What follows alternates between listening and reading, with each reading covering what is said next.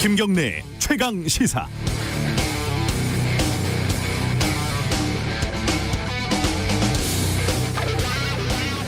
저는 학력고사를 마지막으로 치고 또 떨어져가지고 재수를 하면서 수능이라는 걸 처음으로 친 불운의 재수 구사학번입니다. 전혀 다른 전형을 2년 동안 치렀는데 두 번 다 추웠던 기억이 납니다. 아마 마음이 추웠겠죠. 특히 학력고사를 칠 때는 지방에 살고 있어가지고 시험을 치를 학교 근처 여관에서 시험 전날 잠을 잤는데 어찌나 바닥이 절절 끓고 뜨겁고 윗공기는 입김이 날 정도로 추운지 그만 딱 그 밤에 감기가 걸리고 말았습니다. 그 감기 때문에 시험을 망쳐서 재수를 했다. 저는 항상 이렇게 주장을 하고 있습니다. 제가 자칭 불운의 세대라고 주장을 한다면 올해 2020년 수능을 치르는 아이들은 당연하게도 코로나 세대라고 말할 수 있을 겁니다. 근 1년 동안 툭하면 학교 문 닫고 독서실 문 닫고 원래도 힘든 공부인데 얼마나 힘들었겠습니까? 고생이 많았습니다. 수험생 여러분. 하지만 역설적으로 코로나 덕분에 여러분들은 세상이 어떻게 연결이 돼 있는지, 공동체라는 것이 어떻게 운영되는지, 그 속에서 어떻게 살아가야 하는지 누구보다 아마 잘 알게 됐을 겁니다. 그래서 자연스럽게 바로 그 코로나와 같은 전 지구적인 환경 문제, 전염병 문제에 누구보다도 관심을 가지게 될 것으로 믿습니다. 언젠가는 코로나 팬데믹 한복판에서 수능을 치른 기억이 여러분 코로나 세대의 추억이자 자랑이 될 겁니다. 지금이 7시 20분 정도 됐으니까 지금 한창 고사장으로 이동하는 수험생들, 학부모님들 많으실 것 같습니다. 노력했던 것만큼 성적을 받으시라고 하면 야박하니까 모두들 그 노력보다 조금 더 점수를 받으시기를 기원합니다. 12월 3일 목요일 김경래의 최강시사 시작합니다.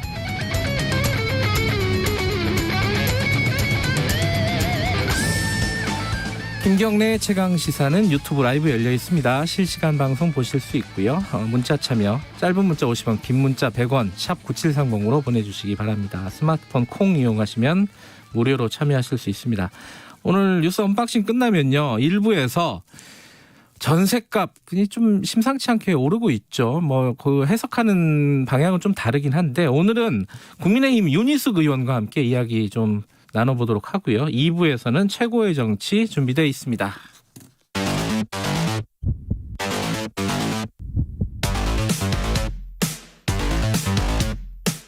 오늘 아침 가장 뜨거운 뉴스 언박싱. 네, 뉴스 언박싱 민노기 기자 나와 있습니다. 안녕하세요. 안녕하십니까. 한겨레 신문 하어영 기자님 나와 계십니다. 안녕하세요. 네, 안녕하세요. 수능 오늘 수능을 치는데 오늘 그렇게까지 밖에 춥진 않죠? 그래도 춥습니다. 아, 그래도 추워요? 네. 마음이 춥죠. 마음이 항상 춥죠. 네. 더군다나 한 달 정도 연기가 된 상황이어가지고요. 네. 수험생들 마음이 복잡할 겁니다. 그리고 가면 이 발열 검사하고 또 이 절차들이 있어가지고 네. 예, 지금 좀 서두르셔야 될 것 같아요. 그죠? 8시 10분까지는 10분까지 가야 그죠? 되니까요. 들어가야 된다는 거 아니에요? 좀 숫자나 이런 것들이야 많이들 알려졌으니까 좀 마지막으로 지금 가시는 분들 꼭 준비해야 될 게 마스크는 정말 꼭 준비해야 된다면서요? 그러니까 일반 시험장에서는요. 네. 그 망사형, 밸브형 마스크를 제외한 일반 마스크를 써도 되는데 예. 그 별도 시험실이 있거든요. 예. 그러니까 발열이나 기침 증상이 있는 혹시 열이 나면 이제 별도 시험실로 가야 된다 이거죠? 네. 그 별도 예. 시험실에서 치르는 수험생 같은 경우에는 KF80 이상의 보건용 마스크를 써야 됩니다. 네. 아침에 열이 나면 일단 보건용 마스크 챙겨 가셔야 하는 게 좋을 것 같고요. 네. 그리고 이게 여분을 챙기시는 게 또 필요할 것 같습니다. 네. 그리고 감염 방지 차원에서 시험장 안에서는 정수기하고 급수 등을 쓸 수가 없거든요. 네. 그러니까 생수를 또 직접 챙기시는 것도 필요할 것 같습니다. 네. 잘 치르시기 바라겠습니다. 그리고 좀 걱정되는 게 수능 끝나고 나서들 많이 걱정하잖아요. 그죠? 이게 원래는 이제 정상적인 상황이면은 애들이 스트레스도 좀 풀고 노래방도 그렇죠. 좀 가고 원래 그러잖아요. 뭐 네. 미성년자니까 술은 좀 그렇지만 음료수도 한 잔 먹고 커피도 한 잔 먹고 좀 걱정을 많이 하는 것 같아요. 방역 당국에서 그죠? 예, 수험생들 같은 경우에는 수능이 끝이 아니고 곧바로 대학별고사가 치러지는데요. 실은 이게 더 문제입니다. 왜냐하면 각 대학이 치르는 논술 등 대학별 고사가 네. 감염 확산 우려가 더 높기 때문인데요. 네. 60만여 명이 응시하는 수시 전형의 면접과 논술 이 안에서는 많은 인원이 한꺼번에 한 지역으로 몰리거든요. 예. 그래서 더 그 확산세가 커질 수도 있다 이런 우려가 나옵니다. 더군다나 이게 지역 간 이동이 굉장히 활발할 맞습니다. 수밖에 없지 예, 않습니까? 예. 그죠? 대학들 있는 곳으로 다들 옮겨가야 되는 거니까 굉장히 방역 당국에서 긴장하고 준비하고 있으니까 잘 치러내도록 저희들이 노력을 하면 될 것 같고 뭐 코로나 얘기 조금만 더 해보죠. 지금 화이자 백신을 영국에서 이게 미국 화이자는 미국 회사잖아요, 그죠? 네. 근데 영국에서 최초 승인을 했어요. 그 미국 언론이 일제히 세계 최초를 영국에 뺏겼다. 뭐 이런 이야기가 나오는데요. 예. 영국이 현지 시각으로 2일입니다. 미국 제약사 화이자와 독일 바이오엔테크가 공동 개발한 신종 코로나 바이러스 감염증 백신의 사용을 네. 세계 최초로 승인했습니다. 네. 다음 주부터 바로 시작한답니다. 백신 접종을. 아 그래요? 예. 어허. 그래서 뭐 이번 같은 경우에는 80만 회 분량이 바로 영국 전역에 공급되고요. 예.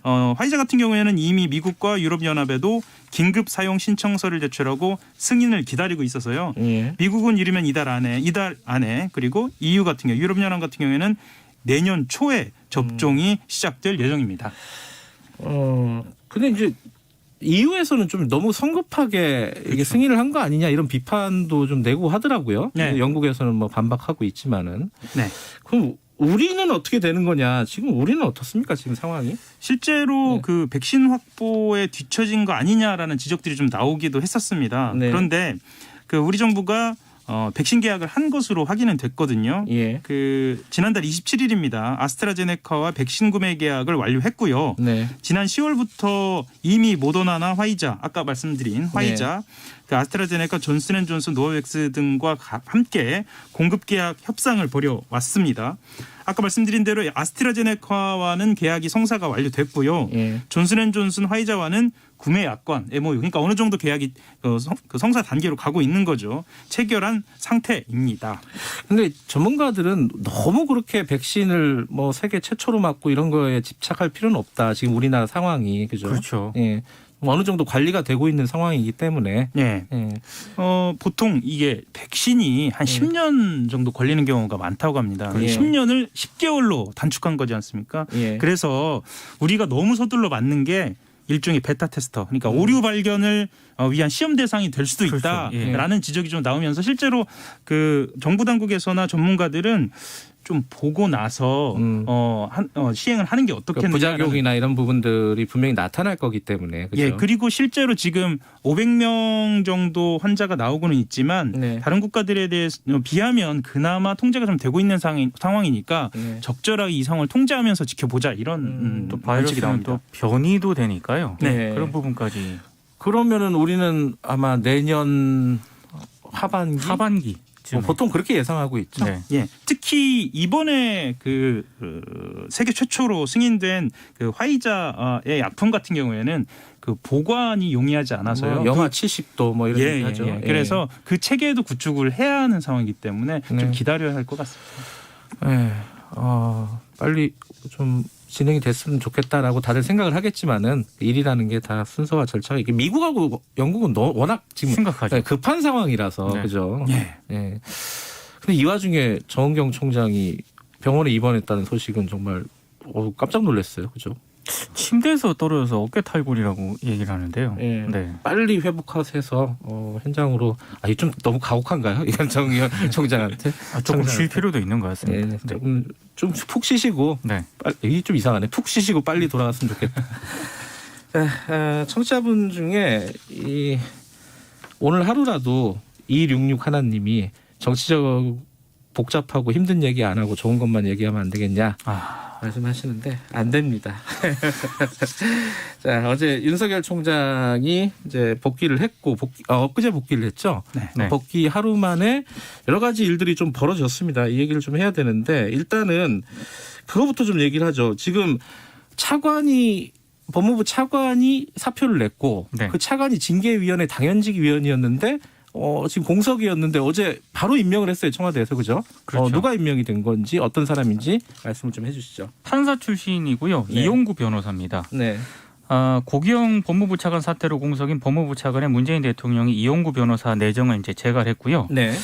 일단 서울행정법원이니까 판사 생활을 굉장히 오래 했던 그런 분이고요. 네. 법조계에서는 대표적인 친여 성향 인사로 꼽힌다라고 언론들이 보도를 하고 있습니다. 그리고 진보 성향 법조인 모임인 우리법 연구회 회원 출신이고요. 네. 2016년 헌법재판소의 박근혜 대통령 탄핵 심판 당시 네. 국회 탄핵소추위원단 법률 대리인으로 이름을 올렸고요. 2017년 대선 때에는 문재인 후보 캠프에서 활동을 했습니다. 그리고 2017년 8월 비검찰 출신으로 최초로 법무부 법무실장에 임명이 되기도 했고요. 네. 지난해 12월 추미애 법무부 장관 후보자 인사청문회 준비 단장을 맡기도 했던 그런 인물입니다. 네. 여권 내에서는 공수처 초대 처장 후보로 거론되기도 했었습니다. 그래요. 근데 좀 논란이 몇 가지가 지금 나오고 있습니다. 언론 통해서 어떤 예. 논란이 지금 나오고 있죠? 가장 먼저는 그 이용구 변호사가 이용구 내정자가요. 예. 그 월성원전 1호기 경제성 평가 조작 의혹으로 현재 대전지검이 수사하고 있지 않습니까? 예. 그 검찰 수사 선상에 올라 있는 백운규 전 산업통상자원부 장관의 변호인을 맡았던 것으로 이렇게 알려져서 논란이 되고 있고요. 네. 실제로 이 내정자는 월성원전 관련 의혹을 수사 중인 대전지검에 2일 사임계를 우편으로 보낸 것으로 이렇게 알려져 있습니다. 사임은 했지만 어쨌든 보통 이제 원전 수사라고 하는데 그렇죠. 네. 원전 수사의 대상에 올랐던 백운규 전 장관의 변호를 맡았었다. 이해 충돌의 문제가 되겠네요. 이 부분은. 그죠? 예, 특히나 이 청와대를 겨냥한 수사라고 알려져 있어서요.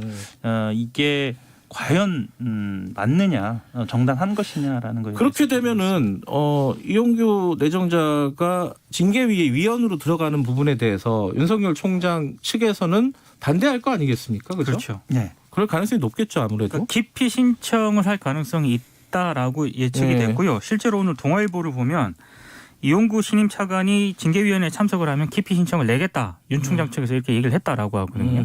네, 그러면 이제 심재철 검찰국장도 그렇죠. 이제 기피 신청을 낼 내겠다. 것으로 많이 예. 예상이 되고 있지 않습니까? 그럼 몇 명 안 남는 거 아니에요? 이렇게 되면 또? 그러니까 추미애 장관은 빠지고. 빠지기 때문에 만약에 네. 기피 신청이 2사람이게 되면은 지금 7명 가운데 3사람이 빠지게 되는 거거든요. 그럼 겨우 4명이서 이제 징계위원회를 만약에 이게 다 받아들여진다면은 네. 예. 상황이 좀 복잡하네요. 그거 말고도 또 뭐 요새 가장 뭐 뜨거운 논란이 되고 있는 뭐 집 문제. 네. 뭐 이것도 하나 걸려 있더라고요. 그러니까 그 강남에 아파트 2채를 소유를 하고 있는 것으로 확인이 됐습니다. 이용구 내정자가요. 네, 지난 3월 공직자 재산 신고 당시에 예. 강남에 있는 아파트 2채하고 예금 16억 등 모두 40억 8,906만 원을 신고했다라고 하는데요. 네. 그래서 청와대가 고위공직자 1가구 1주택 원칙 어긴 것 아니냐라는 그런 비판이 제기가 되니까 청와대 쪽에서는 당사자로부터 매각 의사를 확인했다. 어제 이런 입장을 내놓았습니다. 어쨌든 청와대에서 이렇게 하루 만에 바로 이렇게 임명을 한 걸 보면은 징계를 계속하겠다, 절차대로 진행하겠다 이런 의지로 해석할 수밖에 없는 거 아닐까요? 그러니까 청와대가 이 매각 의사를 확인했다라고 이야기하는 것 자체는 예. 매각 진행이 지금 안 되고 있었던 상황에서 이 내정자의 내정을 확인한 거지 않습니까? 그만큼 급했고 예. 그리고 그만큼 청와대가 이 내정자의 내정을 통해서 징계위를 진행하도록 하겠다. 그리고 그 결과를 받아들이겠다라고 하는 것이니까요. 그렇게 봐야 할 것 같습니다. 근데 윤 총장 측은 또 징계위를 연기시켜달라고 또 얘기를 했어요. 이건 왜 연기시켜달라는 거예요? 그러니까 이게 그 법무부 징계위 개최를 위한 법무부가 실무 작업에 이제 착수를 하니까요. 예. 윤 총장 쪽에서는 그 법무부로부터 징계위원회가 원래 2일 날 열리기로 돼 있었잖아요. 원래 어제죠, 어제. 그렇죠. 예. 근데 내일로 징계위원회 길 변경 통지서를 받았는데 예. 이게 기일 지정 이후에 5일 이상 유예 기간을 두도록 되어 있는데 이거 절차 규정 위반했다. 그러니까 형사소송법에 그렇게 돼 있는 건데 그걸 그렇죠. 보통 준용하니까 네. 한 5일 정도 시간 줘야 되는 거 아니냐 이 얘기네요. 근데 그죠? 5일 정도 시간을 안 줬기 때문에 징계위 일정을 연기해야 된다라고 주장을 했고요. 네. 그래서 뭐 언론 보도도 조금 나뉘는 것 같아요. 오늘 징계위가 열릴지 불확실하다 이렇게 보도하는 것도 있고 다른 언론 같은 경우에는 뭐 징계위를 열더라도 예. 윤석열 총장 해명을 충분히 듣고 예. 그리고 절차적 정당성을 확보하기 위해서 징계위를 두세 차례 더 열 가능성도 있다. 이렇게 해서 언론 보도가 조금 나뉘고 있습니다. 한 번에 안 끝날 수도 있다. 네. 워낙 중대한 사안이니까 이런 예. 뜻이겠죠. 예. 예. 근데 지금 윤 총장이 이제 일이 많아가지고 바로 복귀한다 뭐 이런 얘기를 했었잖아요. 그리고 실제로 바로 복귀를 했고요. 네. 그러고 나서 이 원전 수사 관련해서 구속영장을 청구 승인했다. 이게 굉장히 뉴스가 많이 나오더라고요. 이거 어떤 내용입니까, 이거는? 이에 대해 대부분 언론이 예. 맞서고 있다라는 표현을 쓰고 있습니다. 그러니까 말하자면 청와대와 검찰이 맞선다. 이제 뭐 추윤 대전 뭐 이런 표현에서 그렇게 프레임이 좀 바뀌고 있는 거 아니냐라는. 추미애 장관 조금 빠지고 이제 청와대하고 예, 네. 그렇게 프레임을 잡고 있군요. 예, 본인이 공들인 원전 수사하지 않습니까? 예. 이거에 이제 구속영장 카드를 꺼낸 건데요. 이게 정치적 의도가 담긴 수사라면서 청와대와 여권이 사실상 정치적 의도가 담긴 수사라면서 윤 총장을 이렇게 압박했던 예, 그 청와대 여권에 대해서 사실상 전면전 선포한 것이다. 뭐 이렇게 이야기를 하고 있습니다. 청와대도 윤석열 총장도 내 갈 길 가겠다. 뭐 이런 뜻이네요. 지금 보면은. 근데 이제 윤 총장이 직무정지 되기 전에 네. 이 월성 원전 수사하고 있는 대전지검에 전화를 걸어가지고요. 직접 네. 전화를 걸어가지고요. 네. 감사 방해 혐의만으로는 구속영장 청구하는 게 맞지 않다. 네. 이렇게 지시를 했다라고 하거든요. 네. 근데 지금 언론 보도를 보면 그렇게 큰 차이가 없는 영장 내용을 복귀한 뒤에 바로 이제 또 영장을 승인을 했다. 네. 상당히 좀 청와대를 겨냥한 어떤 그런 제스처 아니냐 이렇게 해석을 하기도 합니다. 알겠습니다. 그 부분도 좀 앞으로 좀 쟁점이 되겠네요. 여기까지 듣죠. 고맙습니다. 고맙습니다. 감사합니다. 민동기 기자, 한겨레 신문 하호영 기자였습니다. 지금 시각 7시 36분입니다. 전국의 하늘이 맑은 편이지만 서해안 지방은 구름량이 많고 흑산도를 비롯해 전라남도 섬 지역은 산발적으로 빗방울이 떨어지거나 눈이 날리는 곳이 있습니다. 전라도 서해안 지역도 오늘 낮까지는 산발적으로 빗방울이 떨어지거나 눈이 날리겠습니다. 수능 시험을 치르는 오늘 아침 기온이 어제보다 2도에서 4도가량 낮고요. 낮의 기온도 어제와 비슷하거나 조금 낮은 기온으로 서울 4도를 비롯해 대전, 광주 7도, 부산과 제주 11도 예상되고 있습니다. 서울을 비롯한 일부 지역과 경기도 구리, 강원 영동, 동쪽 지역과 전라남도 동부 지역 건조특보가 내려져 있고 당분간은 뚜렷한 비 예보, 많은 양의 눈 예보가 없기 때문에 이 건조함은 계속될 전망입니다. 지금 서울 기온은 영하 0.9도입니다. 지금까지 날씨 정보였습니다. 다음은 이 시각 교통 상황 알아보겠습니다. KBS 교통정보센터의 임초희 씨입니다. 네, 이 시각 교통정보입니다. 수능일인 오늘 현재 고속도로 정체되는 곳입니다. 경부고속도로 서울 방면 수원에서 짧게 정체고요. 다시 달래내 부근부터 반포까지 막힙니다. 반대 부산 방면은 한남에서 서초, 신갈부터 수원, 오산 부근에서 밀리고요. 영동고속도로 강릉 쪽은 서창에서 월곶, 군포부터 부곡까지 차가 많습니다. 경인고속도로는 서울 방향은 신월 부근, 반대 인천 쪽은 인천요금소를 나와 서인천 부근으로 4km 구간 막히고 있습니다. 순천 완주고속도로 순천 쪽으로는 오수 램프에서 사고가 났는데요. 처리 작업을 하고 있으니까요. 잘 살펴서 지나셔야겠습니다. KBS 교통정보센터였습니다. 최강 시사.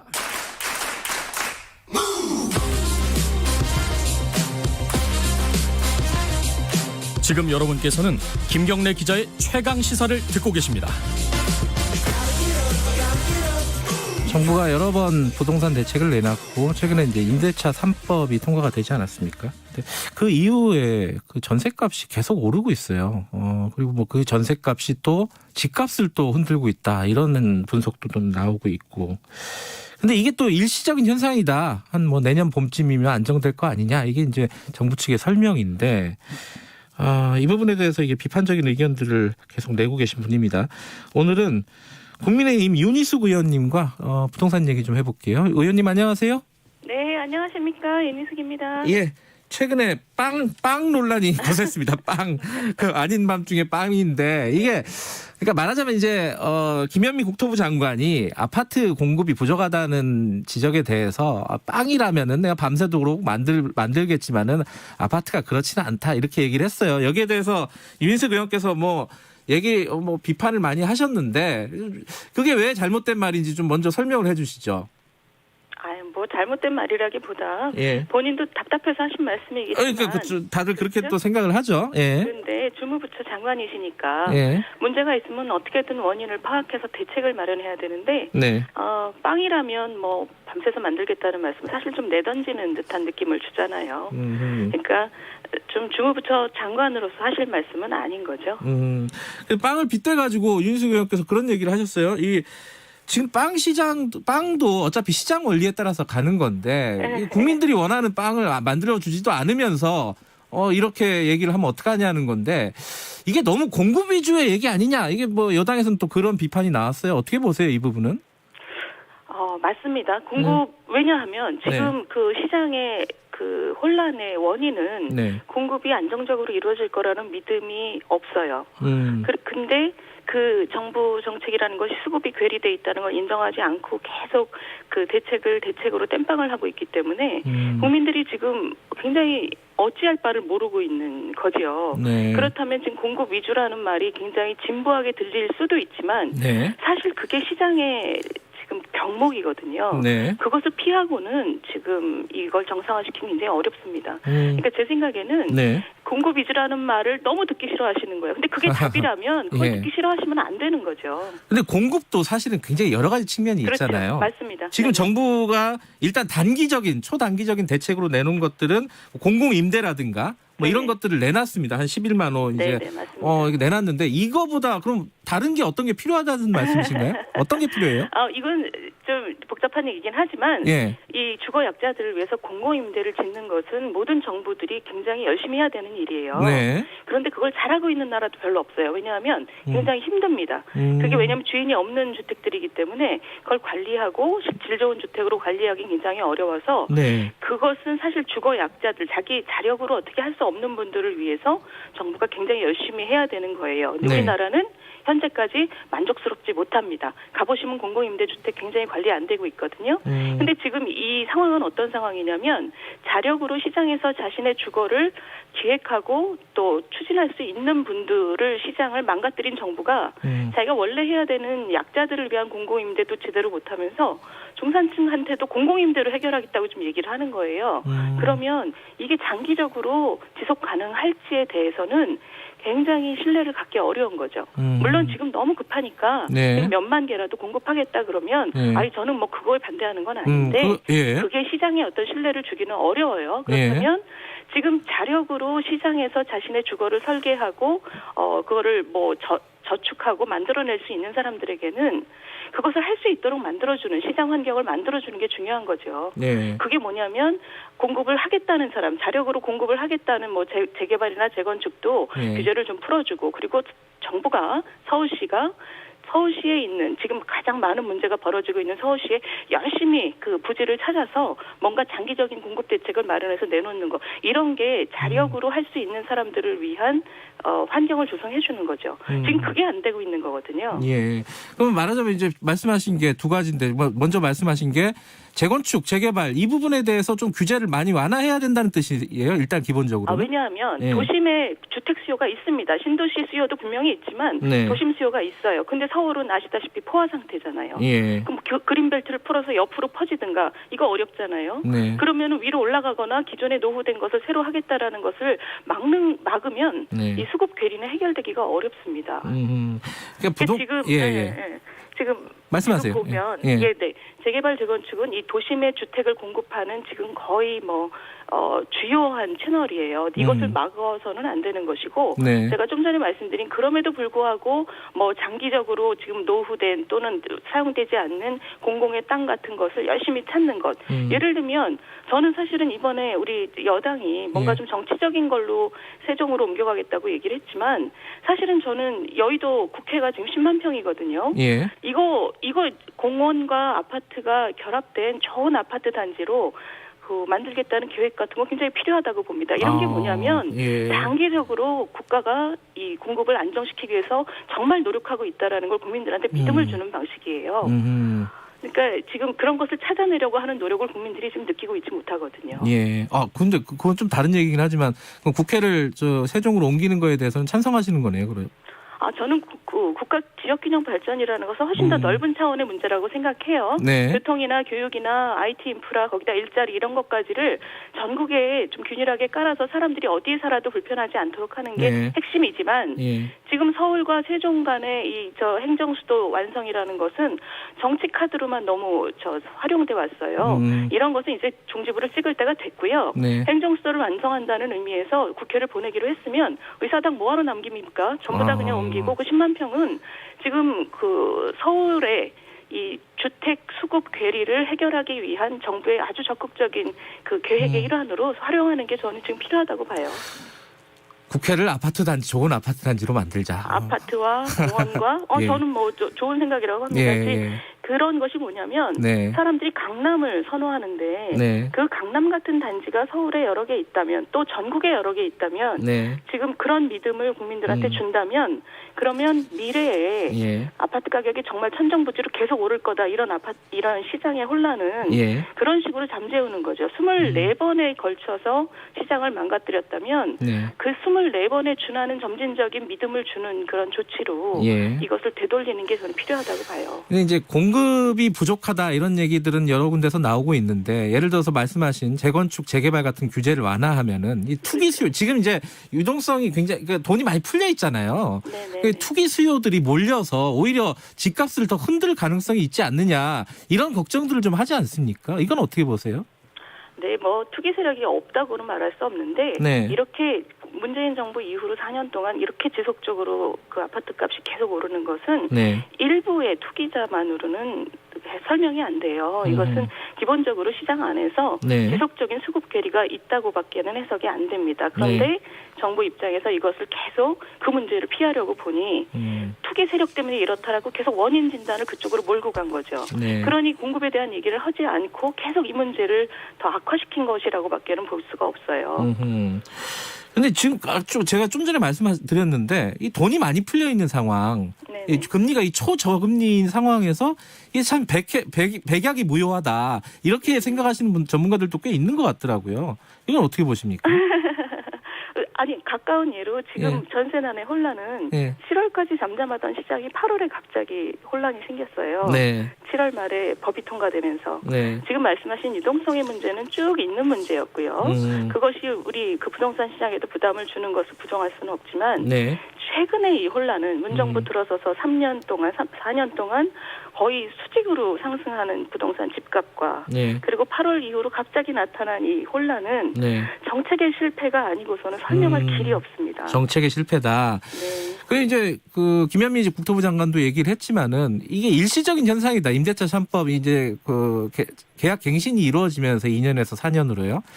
내년 봄쯤에는 안정화될 거 아니냐. 1년에서 2년 갈 때도 혼란이 다소 있었지만은 안정화되지 않았느냐. 이런 반론을 핀단 말이에요. 이건 어떻게 보십니까? 네, 저도 그랬으면 좋겠죠. 근데 그렇게 말씀하시는 근거가 아무것도 없습니다. 문제는 지금 전세 시장에 수급 괴리가 있는 것을 인정하지 않고 그 임차인을 보호하겠다라는 명분만 내세운 거거든요.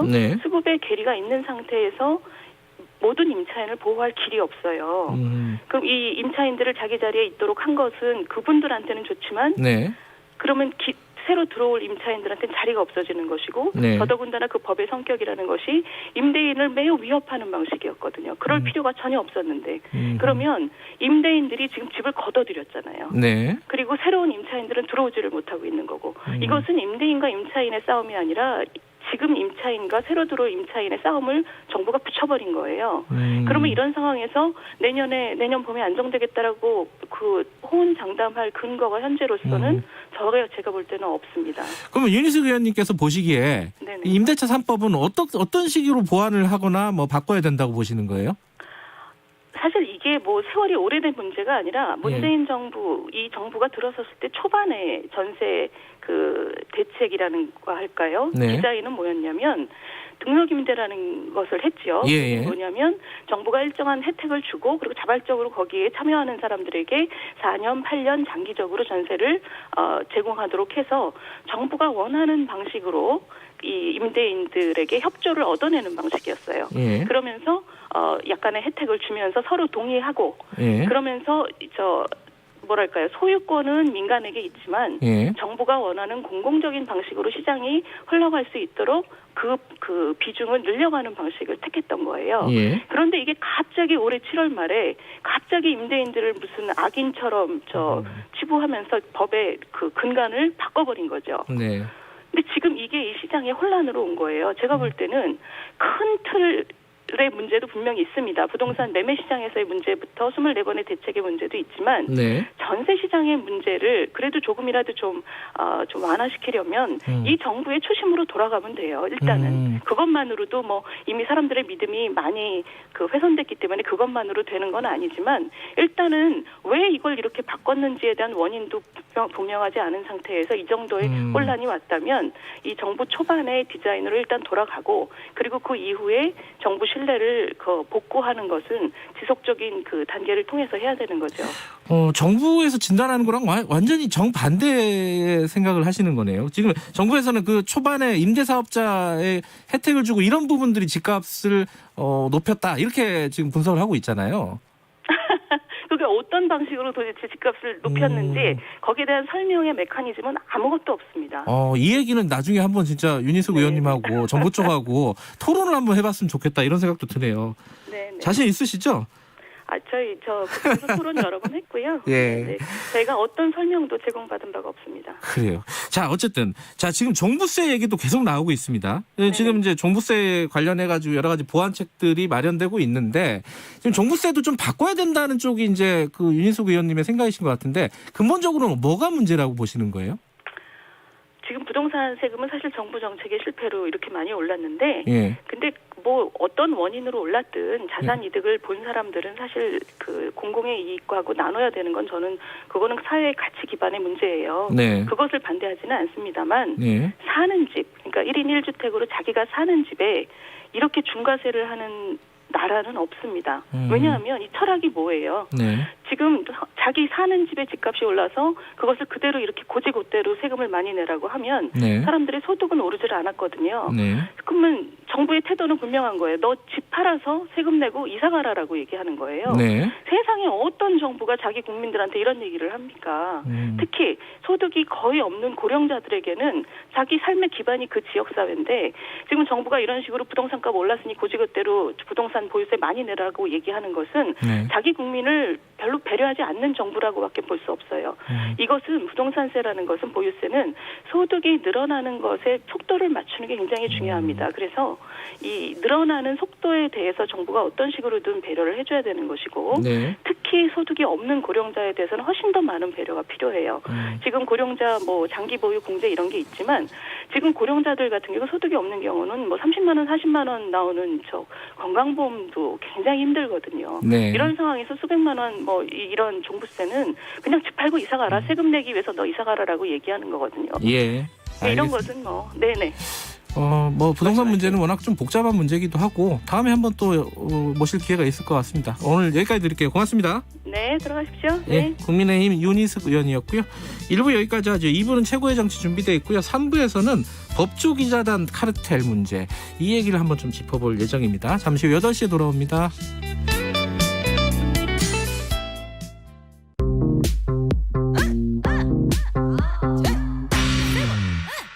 뉴딜 내려온다. 한국 반뉴딜. 위기에 강한 나라. 한국 반뉴딜. 경제 살리는 뉴딜. 환경 지키는 뉴딜. 사람 키우고 지역 키우는 한국 반뉴딜. 내 삶을 지키고 우리 동네 살리는 한국 반뉴딜. 대한민국 미래 열고 세계 경제 선도하는 한국 반뉴딜.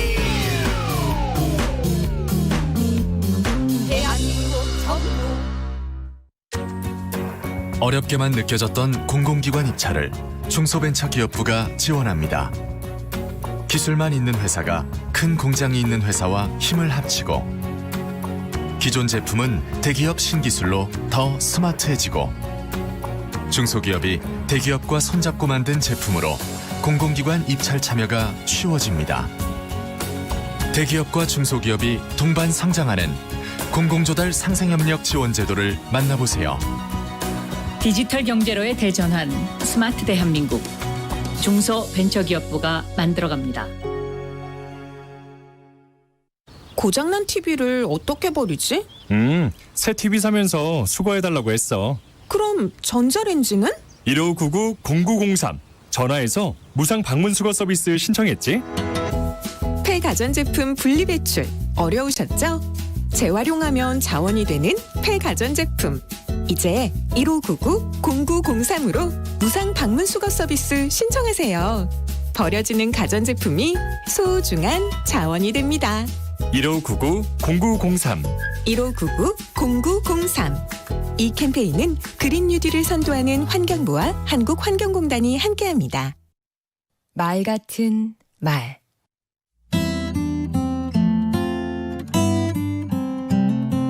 안녕하세요. 강원국입니다. 관심받고 싶어서 튀는 말이나 그런 행동을 하는 사람을 속된 말로 관심종자, 관종이라고 부르지요. 저도 관종일까요? 아내가 내게 관심을 가져줬으면 좋겠고 또 내가 모르는 사람들도 나를 많이 알아주기를 바라거든요. 카페에서 글을 쓰고 있는데 누가 와서 강원국 작가 아니세요? 하거나 길거리에서 누군가 저를 알아보고 사진을 찍자고 하면 갑자기 기분이 좋아집니다. 그렇다고 병적이진 않습니다. 그저 은근히 바랄 뿐이지요. 한마디로 속물입니다. 다들 저 같은 속물 근성이 조금씩은 있지 않을까요? 누군가 내게 관심을 보이는 게 싫진 않잖아요. 그런 점에서 사람에게 관심을 보이는 것은 그에게 호감을 넣는 방법 중에 하나가 될 수 있겠지요. 어떤 방법이 있을까요? 가장 쉬운 것은 경청, 잘 듣는 것입니다. 잘 듣는다는 건 내가 당신 말에 관심이 많다는 뜻이니까요. 듣기만 하지 않고 맞장구도 잘 쳐주면 금상첨화겠지요. 듣는 것보다 좀 더 어려운 건 질문입니다. 밥 먹었어? 어제 잘 들어갔어? 요즘 어때? 질문 역시 내가 당신에게 관심이 있다는 표현이지요. 그렇다고 취조하듯이 물어서는 안 되겠지만요. 질문보다 더 힘든 건 칭찬입니다. 그만큼 효과도 훨씬 크지요. 누군가의 단점을 발견하긴 쉽지만 장점을 발견하려면 정말로 관심을 많이 갖고 시간을 들여서 상대를 관찰해야 하거든요. 너 부서 바뀌었다며? 승진 축하드립니다. 이런 얘기를 하려면 만나기 전에 SNS 등으로 근황을 알아보는 정도의 수고는 들여야 합니다. 만나기로 한 사람이 책을 냈다면 한두 권 구입해서 서명을 부탁하는 건 어떨까요? 제가 책을 좀 내봐서 아는데 평생 잊지 못합니다. 강원국의 말 같은 말이었습니다. 귀 기울여 듣고 눈여겨보고 따뜻하게 말해주세요. 서로에 대한 관심을 보여주세요.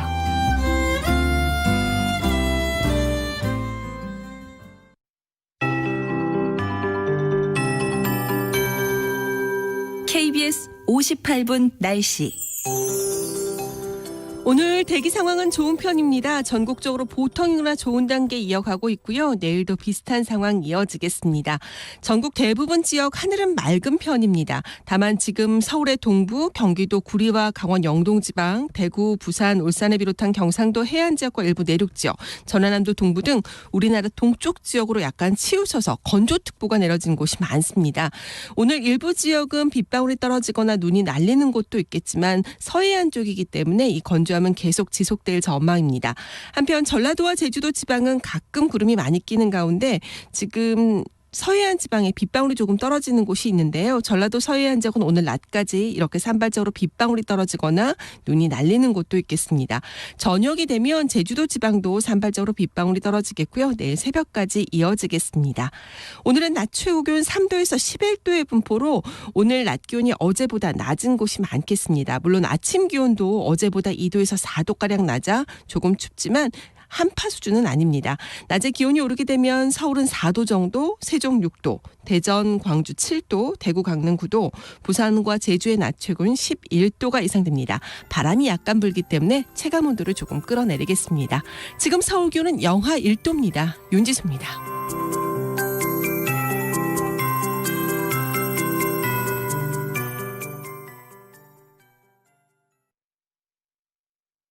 정성을 다하는 국민의 방송 KBS가 8시를 알려드립니다. AM 711kHz, FM 97.3MHz, KBS 1라디오입니다. HLKA.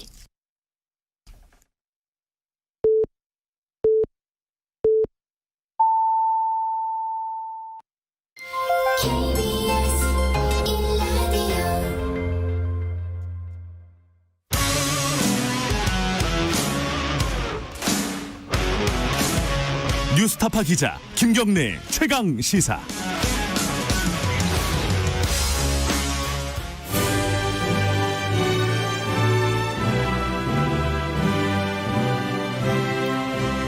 네, 전국의 가장 뜨거운 현안을 여야 의원 두 분과 이야기 나눠보는 시간입니다. 최고의 정치, 오늘도 두 분 모셨습니다. 더불어민주당 홍익표 의원님 안녕하세요. 네, 반갑습니다. 그리고 국민의힘 윤영석 의원님 안녕하세요. 네, 반갑습니다. 유튜브 라이브 열려 있습니다. 실시간 방송 보실 수 있고요. 문자 참여 기다립니다. 짧은 건 50원, 긴 건 100원, 샵 9730으로 보내주시면 저희들이 대신 질문해 드리겠습니다. 스마트폰 콩 이용하셔도 좋고요. 얼마 전부터 저희들이 룰을 정해서 뭐 룰이라고 별거 없고요. 그자 한 분의 발언 시간을 최장 3분 이상 안 드리겠다. 너무 길어지면은 듣는 분들이 힘드시니까 그거만 좀 배려를 해주셔서 유념하시고 말씀을 가급적이면은 간략하게 해주시면 고맙겠습니다. 3분쯤 되면 저희들 신호를 드릴 거고요. 자, 오늘 윤석열 총장 그리고 뭐 추미애 법무부 장관 이제 뭐 청와대도 이제 슬슬 뭐랄까요 이 등장 인물로 거론이 되고 있습니다. 이제 차관도 임명을 새로 하고 이제 징계가 끝나면은 대통령이 뭔가 결정을 해야 되는 시간이 다가오고 있다 이런 얘기도 나오고 있고요. 계속 하는 얘기인데 저희들이 이제 기자들이 나왔을 때도 그렇고 두 분이 나왔을 때도 그렇고 이 얘기 좀 그만했으면 좋겠다.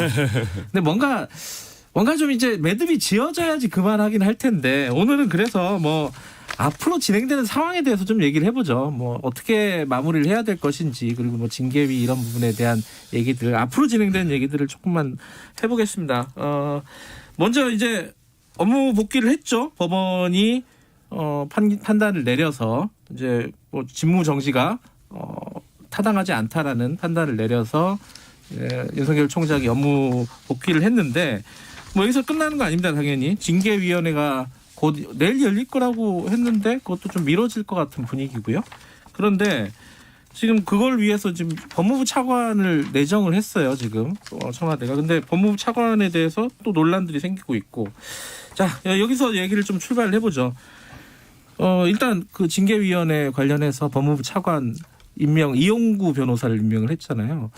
이 부분에 대해서 여러 가지 얘기들이 있는데 야당이 좀 할 얘기가 있을 것 같습니다. 여기 먼저 윤영석 의원님께 듣고 시작을 열어보죠. 예. 결국은 추미애 법무장관의 그 윤석열 총장에 대한 직무배제 조치에 대해서 네. 행정법원이 이제 윤석열 총장의 그 입장을 받아들였어요. 네. 임용을 한 것이죠. 그래서 결국은 이제 윤석열 총장이 직무에 복귀를 했는데. 정상적인 절차라면은 그 추미애 법무장관이 법원에 항소를 하든지 네. 본인의 뜻을 관철을 안 됐기 때문에 항소를 하든지 이렇게 해서 이제 푸는 것이 맞는데 이거는 이제 법원 절차는 아예 이제 또 중단을 하고 이제 징계를 하겠다는 식으로 지금 가고 있지 않습니까? 그래서 결국은 이제 이 징계심의위원회가 남아 있는 상황인데 지금 징계심의위원회 지금 그 개최 일자도 좀 위법성이 있어요. 형소법에 위반되는 겁니다. 5일 이후에 그 공식 송달된 5일 이후에 개최를 해야 되는데 이게 지금 그 법에 위반되는 거예요. 그리고 이제 징계위원회의 위원으로 있던 고기영 차관, 예. 법무부 차관이 이제 결국은 뭐 사표를 했는데 그 뜻은 윤석열 총장에 대한 징계가 부당하다는 그런 내심의 의사표시를 한 것이죠. 네. 그래서 사표를 내버렸죠. 그런데 이제 문재인 대통령이 결국은 어제 법무차관을 임명을 했단 말입니다. 예. 이 신임 법무차관이 결국은 60년 만에 판사 출신 법무차관이에요. 예. 상당히 이례적이죠. 거기다가 소위 그 좀 좌편향이라고 진보 편향이라고 할 수 있는 우리법 연구회 출신이에요. 예. 그렇지 않습니까? 그래서 결국은 친여 성향의 그러한 그 법무차관을 임명해서 결국은 윤석열 총장에 대한 징계를 강행하겠다. 이러한 것이 이제 그것이 추미애 법무장관의 뜻이 아니고 문재인 대통령의 뜻이라는 것이 사실상 이것이 명백해진 거예요. 그래서 문재인 대통령이 그동안에 본인이 소신이라고 하면서 검찰총장 임기는 보장돼야 된다. 왜냐하면은 검찰의 정치적인 중립성이 중요하기 때문에 그것이 가장 본질적인 것은 총장 임기를 보장하는 것이라고 본인이 책에서도 썼고 또 국민들한테 약속을 했습니다. 그런데 그러한 이제 그러한 표면적으로는 외부적으로는 그렇게 얘기를 하면서 실제적으로는 검찰총장을 해임시키기 위해서 결국은 친여 성향의 법무차관을 임명했다고 볼 수밖에 없고 지금 징계심의위원회 위원 명단도 지금 공개를 하지 않고 있습니다. 그래서 이것이 결국은 문재인 대통령 또 추미애 장관의 뜻대로 윤석열 총장을 몰아내기 위한 그러한 지금 조치를 가고 있다. 결국은 윤석열 총장은 지금 법치주의를 지키려고 하는 것입니다. 본인이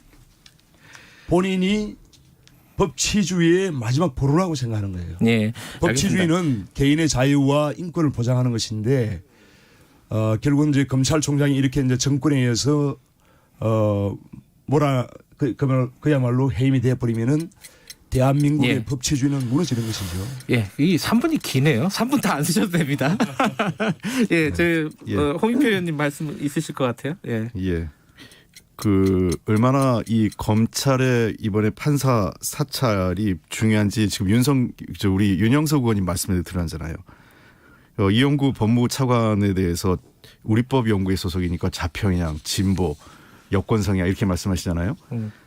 결국은 이런 것들이 지난번 그 법원 판사 사찰 문건에 이런 게 나왔죠. 검찰이 조직적으로 했던 게 윤석열 총장의 지시하에 이루어진 거죠. 그러니까 보세요. 이렇게 얘기가 되잖아요. 그러니까 즉 이런 구조가 뭐냐면 어떤 판사에 대해서 네. 이 사람은 우리법 연구에 소속이고 진보 성향이다라는 거를 검찰이 법조기자단에 흘려요. 네. 그럼 법조기자단이 그걸 기사를 쓰면 야당 정치인들이 그걸 받아가지고 이 사람은 부적절하다 이렇게 얘기하는 겁니다. 이게 결국은 전형적으로 어떤 사람이 단 늘 그 민주주의 야당이나 보수를 얘기하는데 어떤 사람이 헌법의 가치인 사상과 양심의 자유를 갖고 부적절하다 이렇게 얘기를 하고 있는 건 전 잘못됐다고 생각을 합니다. 그래서 그 신임 법무부 차관에 대한 논의를 끌고 가는 그 논쟁 자체가 네. 일종의 또다시 절차적 뭔가 이 시비거리를 만들기 위한 일부 보수 언론과 야당의 기획된 문제제기다 이렇게 저는 생각을 합니다. 예. 그 부분은 어떻게 보세요? 지금 배공규 장관 전 장관 변호한 거 말씀하시죠? 예, 그러니까 원전 수사 관련된 변호인을 맡았었다. 이거 근데 그거하고 그 변호사 시절에 그걸 맡았던 거하고 무슨 관련이 있냐는 거예요. 그래서 제가 보기에는 이 문제는 그러니까 시비거리를 만들기 위해서 예를 들면 법무부 차관 되면 당연히 사임계 내고 이제 안 하겠죠. 네. 그래서 그 문제를 갖고 문제 삼는 건 좀 적절치 않다고 생각을 하고 그러면 만약에 기존에 어떤 사람이 공직에 갈 때 과거 그 사람이 변론을 했던 걸 다 문제 삼기 시작하면 한두 끝도 없는 거죠. 과거에 보수당 시절에 야당이 집권했을 시기에 했던 사람들이 옛날 공안 사건에 관련돼서 뭐 예를 들면 그 유서대필 사건에 관련된 자가 지금도 국회의원 하고 있는 분도 계시고 장관도 하고 그런 분들 많잖아요. 그러니까 저희들은 그런 것들을 일일이 다 따지기 시작하면 다 부적절한 사람 그 시비거리를 만들기 위한 거고 그 이후에까지 그에 영향력을 주느냐 안 주느냐가 핵심이라고 저는 생각을 합니다. 예. 제가 아직 안 끝났습니다. 안 끝나셨고요. 예. 끝난 줄 알았어요. 예. 죄송합니다. 아니 제가 얘기를 이름을 말씀하시길래 제가 말씀하는 거예요. 아직 제 시간 제 시간 빼주세요. 굳이 말씀하실 필요 없어요. 제 시간을 하고 제가 얘기를 하니까 제가 말씀드린 거예요. 시간 가고 있습니다. 자, 유영석 의원. 요 시간 빼고 별도로 하겠습니다. 홍익표 의원님. 예. 자, 그래서 저는 이번 절차는 이후에 이제 징계위원회 구성이 돼서 성립이 돼서 일단 예정이 내일이니까요. 네. 한 차례 할지 한두 차례 더 할지는 조금 더 예정이 돼 있는 것 같아요. 네. 그래서 징계 절차에 따라서 판단이 이루어지면 법무부 장관이 그에 대해서 최종적으로 결정을 하는 겁니다. 자꾸 이 문제를 대통령이 결정한다라고 하는 것은 또 다른 프레임을 대통령을 끌어들이기 위해서 하는 건데요. 권한은 법무부 장관에게 규정상 있습니다. 네. 법무부 장관이 징계위원회 결정을 받아서 법무부 장관이 결정을 하는 거고 대통령에게 보고하는 거고요. 대통령은 특별한 절차상 하자가 없다면 법무부 장관의 의견을 수용하는 것이 이후의 절차인 겁니다. 그래서 앞으로 있을 법무부 징계위원회를 좀 차분하게 지켜보면서 관련된 내용을 봐야 되고요. 두 번째는 이미 몇 가지 사안이 형사수사까지 가 있는 부분이 있습니다. 윤석열 검찰총장 관련돼서 그런 부분들이 어떻게 수사가 진행되는지까지 보면서 윤석열 총장 문제를 이제는 법 절차, 하나는 법 절차, 하나는 법무부 내부의 관련 징계 절차 등에 따라서 결론이 나지 않을까 생각됩니다. 윤영석 의원님 할 얘기 있으신 것 같아요. 지금 왜냐하면 이제 지금 추미애 장관과 또 이제 이번에 문재인 대통령이 법무부 차관 신임 인사를 강행을 함으로써 명백히 드러난 것이 문재인 대통령이 지금 윤석열 총장 찍어내기에 지금 앞장서고 있다고 저는 생각합니다. 그래서 이제 이렇게 하는 이유는 결국은 이제 지금 서울행정법원에 이제 윤석열 총장의 직무 배제 조치에 대한 이제 소송 제기하면서 윤석열 총장 측에서 내건 이제 변론 내용을 보면은 결국은 이제 윤석열 총장이 반정부 수사, 그러니까 정권에 부담이 될 수 있는 여러 가지 월성 1호기 어떤 조기 중단에 대한 그런 폐쇄 결정에 대한 수사, 그리고 울산시장 부정선거에 대한 조사를 하기 위해서 청와대 비서관들을 조사하고 수사하고 또한 압수수색을 하고 이러한 행위, 그리고 라임 옵티머스 사건에 관한 친여 현재 여당 소속 국회의원들 정치인들의 그런 뇌물수수 행위 이런 거에 대해서 지금 강력한 수사를 하다 보니까 결국은 여기에 대해서 이제 정권에서 누명을 씌워서 검찰총장을 쫓아내려고 하는 것이다, 이렇게 변론을 했습니다. 윤석열 총장 입장에서 여기에 대해서 이제 결국은 서울행정법원의 판사가 조미연 판사가 결국은 판결을 그러한 윤석열 총장 측의 주장을 다 인용을 한 것이죠. 그래서 결국은 이제 추미애 장관의 직무배제 조치가 무효다, 이렇게 이제 인용 결정을 한 거 아닙니까? 그래서 이거는 상당히 이제 법원에서도 윤석열 총장 측의 그러한 입장을 지지를 한 거예요. 결국은 그 내용을 보면은 윤 총장 직무배제에 따라서는 검찰총장의 공백이 생길 수 있고, 그 다음에 검찰의 정치적 중립성이 훼손될 수 있기 때문에 결국은 그러한 조치가 불가하다, 이렇게 이제 판결한 거 아니겠습니까? 그래서 이러한 것을 보면은 지금 상당히 이제 문재인 대통령과 추미애 법무장관의 이러한 윤석열 몰아내기가 굉장히 법치주의를 훼손하는 것이고 헌정을 파괴하는 것이에요. 그렇기 때문에 법원에서 이것이 무리하다는 것이 판결났음에도 불구하고 그걸 완전히 무시하고 또 지금 징계위원회를 한다는 것은 제가 보기에는 이거는 그야말로 권력의 농단이라고 볼 수밖에 없는 것이고, 지금 이 1심 우리 행정법원의 판사가 보면은 저 대학 동문이에요. 그런데 저 잘 알죠.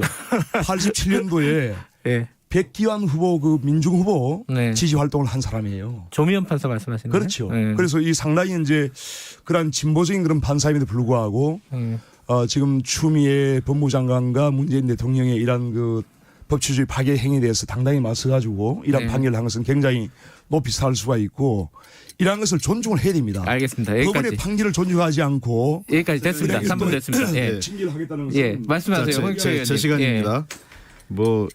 저 과거 이렇게 자꾸 이렇게 어떤 한 분의 과거 기억력까지 자꾸 들춰내기 시작하면 저는 조미연 판사에 대해서 잘 모르고 그분의 얘기하는 건 아니고요. 과거에 뭘 했냐, 과거에 진보적이었다가 지금은 훨씬 더 이상한 데로 가 있는 사람도 많이 있습니다. 아니야 그게 아니라 예를 들면 김문수 지사 같은 경우 보면 얼마나 많이 가는지 모를 수 있는데, 저는 물론 조미연 판사 판단을 존중합니다. 이게 나쁘다고 생각하는 건 아니고요. 다만 지금 윤석열 의원님 말씀하신 것 중에 좀 오해가 있는 거는 윤영석 의원님 죄송합니다. 윤영석 의원님 말씀에 약간 오해가 있는 거는 이 조미연 판사를 비롯한 이 재판부의 판단이 그 변호인들의 변론을 전부 다 인용한 게 아니고요. 네. 본인들은 그런 본안에 대한 판단하지 않겠다 그랬어요. 네. 그러니까 윤석열 총장에 대한 그 사찰에 대해서도 그거는 이 위법성 여부에 대해서는 별도로 판단하는 거고 다만 이렇게 직무 배제를 할 만한 시급성이 있느냐 또는 그에 따른 또 다른 그 어떤 공익성의 피해가 우려되는 게 있느냐 그 네. 정도이기 때문에 이것은 직무 배제는 하지 말고 징계의 절차와 나머지 문제가 된 형사 고발된 사건의 재판 결과에 따라서 결론이 날 것이다 이런 판단을 한 겁니다. 네. 그러니까 지금 말씀하신 것처럼 윤석열 그 검찰총장이 제기된 모든 문제가 면죄부를 받은 건 아니다. 이런 말씀을 드리고 싶고요. 저는 하여간 말씀드리고 싶은 거는 윤석열 검찰총장에 대해서 얘기할 때 지금 우리가 이번 사건을 자꾸 추미애 윤석열과의 그 사적인 갈등, 개인적 갈등을 몰아가서 안 된다. 이게 검찰 권력에 대해서 우리가 어떻게 해야 될 건가 하는 문제를 좀 봐야 될 것 같아요.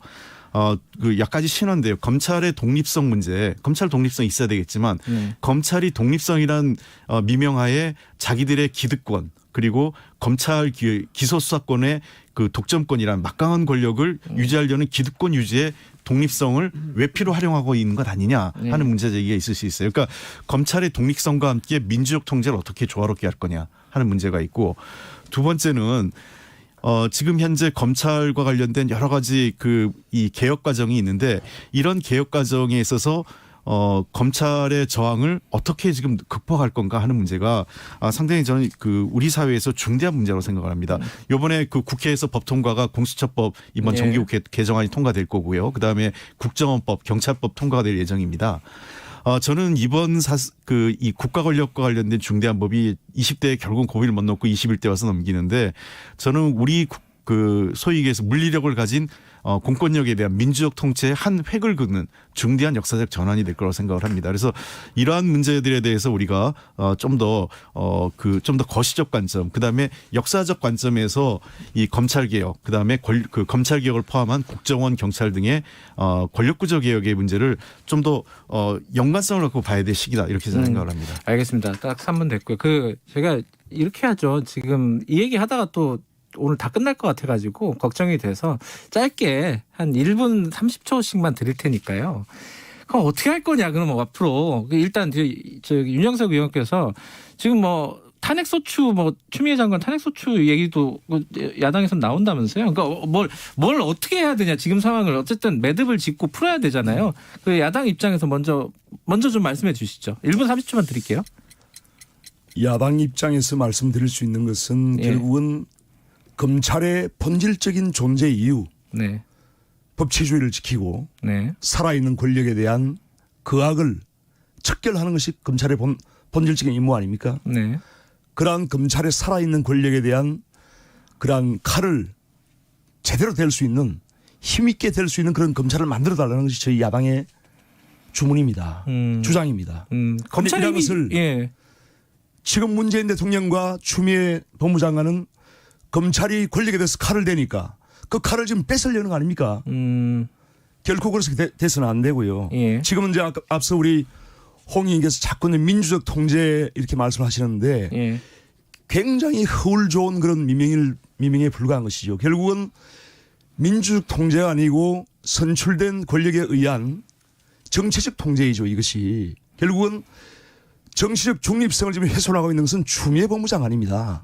문재인 대통령이에요. 문재인 대통령이 말로는 그럴듯하게 검찰총장의 임기를 반드시 보장해야 된다고 누차 국민들한테 말씀을 해왔습니다. 하지만 하나도 지금 지키고 있지 않아요. 결국은 추미애 법무장관이 해임을 하는 것을 지금 방조하고 결국은 그곳으로 지금 몰아가고 있는 것입니다. 그래서 표리부동한 이러한 행태들을 중단해달라는 것이 야당의 지금 주장입니다. 정확하게 1분 30초를 맞추시네요. 그래서 지금 놔두라는 거죠. 검찰이 권력 수사를 잘 할 수 있도록 놔두자. 이게 이제 야당의 기본적인 입장이네요. 그렇게 해야죠. 홍 의원님도 이거 어떻게 매듭을 져야 되는지 이게 여당이 사실 키를 잡고 있는 거 아니에요? 저는 이렇게 생각합니다. 지금 먼저 말씀하신 게 있으니까 살아있는 권력 수사해야죠. 저거 막은 적 없고 지금 막을 수도 없죠. 근데 살아있는 권력을 수사하는데 살아있는 권력만 수사하는 거냐. 그리고 살아있는 권력에 대한 수사가 시체말로 그 언론이나 검찰에서 얘기하는 것처럼 권력형 게이트로 나온 게 있느냐 하는 문제입니다. 조국 장관 관련돼서 사모펀드 그렇게 털었지만 사실상 1심 판단에서 아무것도 아닌 걸로 나왔잖아요. 예. 그거에 대해서 검찰이 어떤 반성도 책임도 안 지고 있습니다. 그리고 라임 그다음에 옵티머스 사건 지금 이제 시작인데 아직 수사도 제대로 진행이 안 돼 있는 상태고 네. 도리어 그 권력형 게이트보다는 검찰 게이트 가능성이 훨씬 더 높아 보여요. 네. 이런 문제들. 자, 저는 윤석열 검찰총장이 정치적 중립성 그다음에 여러 가지 얘기 나오는데 한번 생각해 보십시오. 야권의 대선 후보로 이름이 거론되고 있고 지금 후보로 유력 후보로 나오고 있고요. 예. 이게 어떤 의미를 가지고 있는 건지. 두 번째, 지난번 그 조국 장관 인사청문회에 드러났지만 사실상 검찰의 내용이 실시간으로 야당과 소통되고 있는 내용들을 우리가 어떻게 봐야 될 건지. 그리고 세 번째, 유력 보수 언론 사주들과 그 개별적으로 접촉하면서 특히 형사가 고발돼 있고 그 검찰 수사 중인 언론 사주들과 사적으로 만나면서 그 검찰총장이 만나는 게 문제의식이 없는 건지. 야당에서 울산 시장 후보였던 송철호 후보하고 황운하 경찰청장 만나온 것 같고 중립성 위반이라고 그렇게 얘기했잖아요. 그렇다면 보수 언론 사주와 윤석열 검찰총장이 만나면 어떻게 봐야 될 건지. 저는 그래서 이 문제는 전 아까도 얘기했던 징계위 그다음에 그 윤석열 총장에 대한 수사 두 가지를 보고 판단하면 된다고 지켜보자 이런 말씀이신 거고. 자, 이 얘기는 여기까지 할게요. 남은 시간도 얼마 되지는 않지만 남은 시간은 좀 다른 얘기 해보죠. 이것도 좀 연결되는 얘기인데 지금 국회 에서 논의가 되고 있는 법들이 몇 개가 있습니다. 이제 다 다루기가 힘들 것 같은데 어쨌든 국정원법이 있고 공수처법이 있고 중대재해기업처벌법 대북전단 살포금지법 여러 가지 법들이 있는데 일단 연결해가지고 공수처법 이거 지금 추천위에서 추천이 완료가 안 됐잖아요. 예. 그럼 개정하는 겁니까? 이건 여당부터 얘기를 잠깐 듣죠. 한 1분씩만 듣죠, 이거는. 예. 네. 이거는 반드시 개정합니다. 제가 여러 차례 얘기했는데 예. 공수처장 후보를 사실상 그 의도적으로 회피하고 지연시키는 전략을 했거든요. 오죽하면 대한변협 회장이 야권 그 추천위원들 때문에 질려서 자기도 이거는 처음에는 자기도 좀 공수처 출범 자체에 좀 부정적인 생각이 있다가 야권 추천 인사들 하는 거 보니까 내가 도저히 못 참겠다 이런 얘기를 한 언론 인터뷰에 할 정도였어요. 그래서 이번 정기국회 마감되기 전까지 공수처법 개정안을 반드시 통과시켜서 공수처를 연내 출범시킨다는 것이 저희들의 확고한 입장입니다. 알겠습니다. 그 공수처법 이렇게 여당에서 계속 이렇게 간다면은 야당은 지금 어떻게 할 계획이세요? 저희가 이제 공수처법을 원천적으로 반대를 했죠. 그래서 이제 지금도 이제 그렇게 하는 것은 당연히 반대하는 거고요. 결국은 이제 문재인 대통령이 지금 공수처법을 강행을 하고 윤석열 총장을 쫓아내려고 하는 그런 근원적인 그런 이유가 결국은 문재인 대통령이 노무현 전 대통령의 전철을 밟지 않겠다. 또 이명박 전 대통령이 지금 처벌받고 있지 않습니까? 박근혜 전 대통령 마찬가지죠. 이러한 전직 대통령들의 불행을 본인이 밟지 않겠다는 그런 뭔가 퇴임 후에 두려움에서 나오는 것이라고 저는 생각합니다. 그래서 결국은 공수처도 자기 사람을 공수처장으로 심어가지고 결국은 검찰의 힘을 빼고 지금 공수처의 권한이 보면은 검찰이 수사하고 있는 수사 내용까지 이첩 권한이 있어요. 공수처에. 결국은 검찰이 수사하는 이런 울산시장 하명사 부정선거 사건, 월성 1호기 사건, 또 라임펀드 사건에 시간 다 됐습니다. 권력자들이 개입됐을 경우에 그것을 결국은 공수처가 소기한 아닙니까? 그래서 알겠습니다. 문재인 대통령의 여기까지 하셔야 돼요. 마이크가 안 나오고 있습니다 지금. 법치주의를 지키려고 하는 그러한 것이 오히려 퇴임 후에 알겠습니다. 여기까지 하죠. 공수처법 여기까지 하고 시간이 덜 됐는데 자꾸 그걸 아니요 1분 됐어요. 제가 1분씩만 드린다 그랬어요. 그래서 1분을 끊은 거예요. 1분씩만 드린댔어요. 자, 다른 얘기도 하려고요. 이게 계속 같은 얘기만 반복이 되니까 저보다 충분히 길게 하고 계세요 오늘. 맞아요. 꺼지는 거 아닌가 그런데. 지금은 켜져 있어요. 자, 그래요. 국정원법 얘기도 국정원법하고 중대재해기업처벌법 요거만 한 말씀씩만 드릴게요. 너무 길게 쓰시지 말고 이 입장만 좀 말씀을 해주셨으면 좋겠습니다. 지금 조호영 원내대표 보니까 국정원법 개정안에 적극적으로 반대하시더라고요. 이 간첩 안 잡는 거 아니냐? 국정원이 뭐가 필요했느냐 이 정도까지 말씀하시던데 여당이 지금 추진하고 있는 국정원법 개정안 뭐가 문제인지 모르시는 분들 많을 거예요. 이거 요새 참 많이 안 나와서. 지금도 이제 북한 정권의 대남 공작 활동이 지금도 벌어지고 있어요. 그렇지 않습니까? 그런 상황에서 국정원이 원래 이제 대공 수사를 하기 위해서 만들어진 조직입니다. 네. 그런데 그런 국정원의 본질적인 기능을 다 이제 폐지한다는 것은 굉장히 그 남북 분단 상황에서는 상당히 문제가 있다고 보고요. 예. 그리고 이제 지금 그 중대재해기업처벌법 같은 경우에는 예. 저는 좀 더 전향적으로 생각을 해야 된다고 생각합니다. 지금 전 세계에서 산업재해가 가장 취약인 국가가 한국이기 때문에 예. 이 산업재해에 대해서는 아주 단호한 그런 조치를 해야 됩니다. 그래서 중대재해에 대해서는 과실이 있는 경우에는 기업주들을 강력하게 처벌할 수 있는 그런 법이 필요하다고 저는 생각합니다. 예, 그렇죠. 국정원법하고 중대재해기업처벌법 둘 다 말씀하셨는데 어쨌든 말씀해 주세요. 홍익표 의원님도. 우선 뭐 중대재해기업처벌법에 대해서 그 야당이 전향제 입장을 보여주셔서 고맙게 생각을 하고요.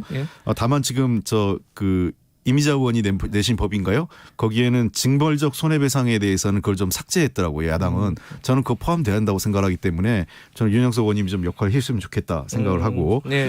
예. 그다음에 그 국정원법에 대해서는 이게 굉장히 중요한 의미를 갖고 있습니다. 해방 이후 이제 참 그 중대한 변화인데 국정원이 사실 정치권의 중심에 있었잖아요. 사찰하고 그다음에 공안 사건 조작하고 이번 사건을 통해서 크게 변화하는 것 중에 하나는 대공수사권이 경찰로 이관되는 거고요. 그러니까 국정원은 국내 수사보다는 이제는 그 해외 정보 파트에 훨씬 주력하게 되는 또 금융경제 범죄에 주력하게 되고요.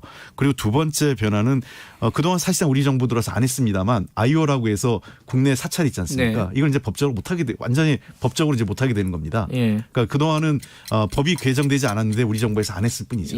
그런데 그 대공수사권을 뭐 국정원이 안 가지고 경찰이 가져도 수사는 하는 거 아니에요? 그 어떤 문제가 있다는 거죠? 국정원은 이제 아무래도 이제 해외 정보와 연계해서 이런 북한의 어떤 대남 그 공작 활동이 다 국제적으로 연계되어 있지 않습니까? 그렇기 때문에 이런 아무래도 경찰은 이제 국내 정보에 국한하기 때문에 이런 그 해외 정보와 연계성이 필요하고요. 결국은 이제 국정원의 이런 대남 공작 활동에 대해서 북한의 대남 공작 활동에 대해서 수사를 아예 못하게 하는 것은 결국은 북한에 대해서 무장 해제를 하는 것이죠.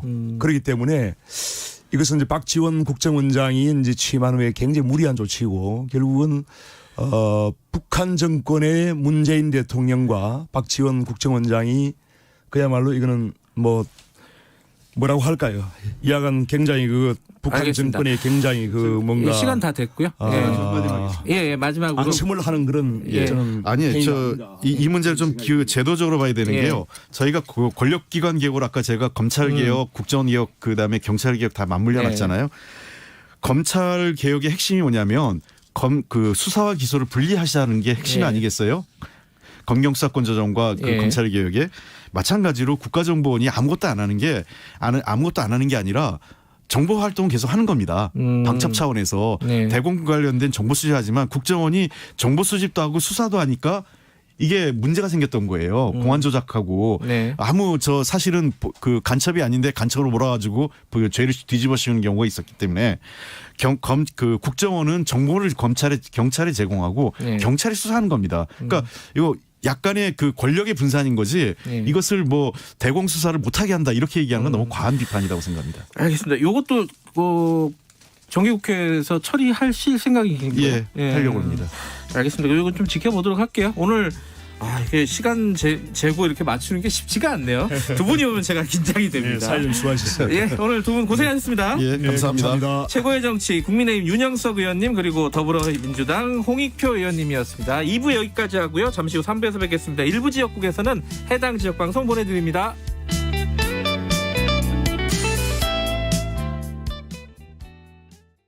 안녕하세요. 과학기술정보통신부 최기영 장관입니다. 코로나19 위기에 대응하고 디지털 대전환 시대를 준비하기 위해 전 국민을 대상으로 디지털 역량 강화 교육이 시행되고 있습니다. 스마트폰, 태블릿 PC 등 기본적인 디지털 교육부터 모바일 뱅킹, 온라인 예매와 같이 생활에 밀접한 디지털 활용까지 누구나 쉽고 편리하게 받을 수 있는 디지털 역량 교육. 지금 바로 참여하시길 바랍니다. 함께 배우는 디지털, 함께 누리는 디지털 세상. 디지털 역량 교육은 전국 1000여 개의 디지털 배움터에서 받을 수 있습니다. 자세한 내용은 1800-0096으로 문의해주세요. 나중에 일하면서 천천히 써도 되겠지? 안 돼요. 일하기 전에 써야 해요. 바빠 죽겠는데 대충 쓰지 뭐. 안 돼요. 빠진 것 없이 꼼꼼하게 써야 해요. 계약서는 무슨 일만 잘하면 되지. 안 돼요. 근로계약서 꼭 써야 해요. 근로계약서는 제때 꼼꼼하게. 근로계약서. 근로자와 사업주의 소중한 약속입니다. 이 캠페인은 고용노동부와 함께합니다.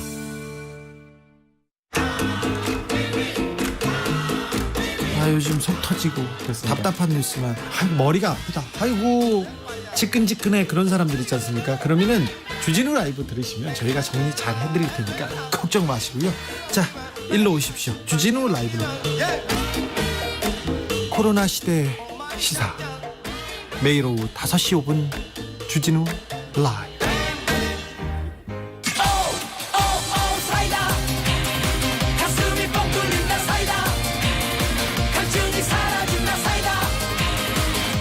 시사본부 다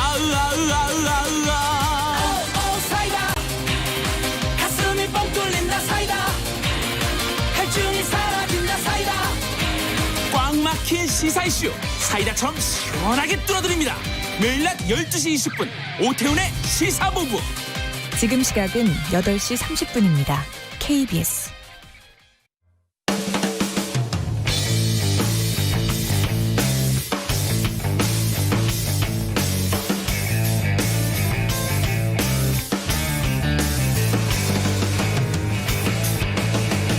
김경래의 최강 시사.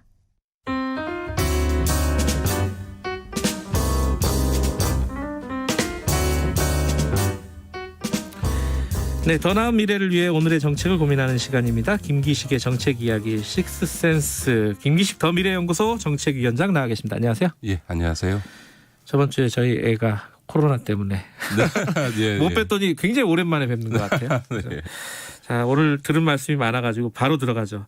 자, 이게 김기식 위원장 생각이 좀 궁금합니다. 지금 징계위원회가 원래는 내일 예정돼 있는데 약간 유동적인 것 같아요. 지금 상황을 보니까 그죠? 이거 어떻게 될지.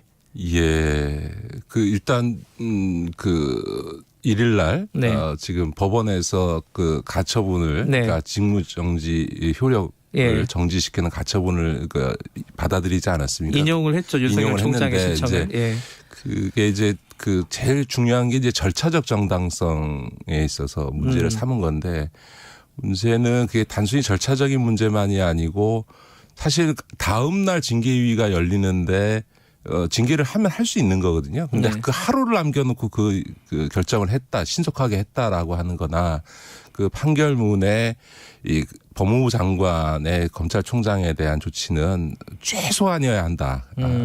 이게 검찰의 중립성이나 이런 것 때문에 이런 언급은 내용적인 부분에 대해서도 사실상은 일부 판단을 한 측면이 있는 거죠. 저는 그런 점에서는 내일 징계위원회에서 뭐 바로 결정을 할지 아니면 뭐 한두 번 더 할 가능성이 높습니다. 왜냐하면 지금 상태로 징계를 내일 해서 징계위를 열어서 해봐야 법원에서 다시 절차적 정당성의 문제를 갖고 가처분 신청을 다시 받아들일 가능성이 굉장히 높기 때문에 이런 절차적인 문제를 보완하지 않고 징계를 강행하는 거는 뭐 이거는 법원에 의해서 다시 다 무효화될 가능성이 많아서 그거는 훨씬 더 여러 가지 절차적인 과정을 거칠 수밖에 없고요. 또 한편에서는 내용적인 부분에 있어서도 이게 과연 해임이라고 하는 헌정사상 최초의 검찰총장 해임이라고 하는 징계 처분을 할 만한 사안이냐라고 하는 문제에 대해서도 법원이 되게 신중하게 보겠다라고 하는 의사표시를 한 거거든요. 저는 그런 점에서는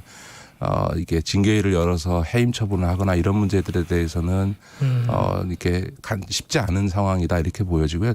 또 한편에서는 꼭 징계위를 연다고 해서 해임 처분이 예정돼 있는 거냐 저는 꼭 그렇다고 보지는 않습니다. 왜냐하면 예를 들어서 징계의 수위라는 거는 가장 낮게는 구두 경고부터 시작해서 이제 해임까지 여러 층위가 있기 때문에 지금 이제 징계 청구된 사안에 대한 판단에 따라서는 적절한 수준의 그 사안의 성격에 맞는 적절한 수준의 징계를 해서 이거는 하여간 부적절했다라고 하는 부분은 명확히 하되 그렇다고 해서 이거를 이제 윤석열 총장을 해임하는 이런 형태로까지는 가지 않는 이런 결정을 할 수도 있는 거죠. 또 그렇게 되면 법원도 그거에 맞게 좀 판단하지 않을까 저는 그렇게 봅니다.